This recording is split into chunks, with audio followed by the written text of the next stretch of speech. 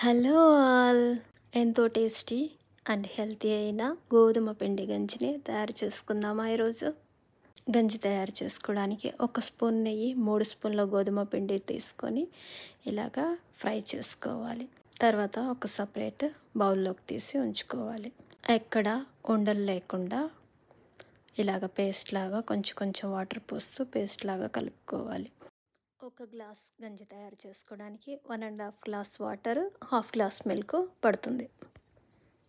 Post delivery టైంలో ఈ గంజిని మా ఇంట్లో ఎక్కువగా ఇస్తూ ఉంటారు. మా అమ్మమ్మ ఎక్కువగా ఈ గంజి ఇచ్చేవారు. ఎక్కువ ఫుడ్ పెట్టకుండా ఈ గంజిని చేసి పెట్టి దీన్ని 2-3 సార్లు తాగమని చెప్తూ ఉంటారు. ఎంతో హెల్తీ అండ్ ఎంతో టేస్టీ. అందులో ఈ గోధుమ పిండి గంజి స్పెషల్ మా ఇంట్లో. చాలా టేస్టీగా ఉంటుంది. తప్పకుండా ట్రై చేయండి.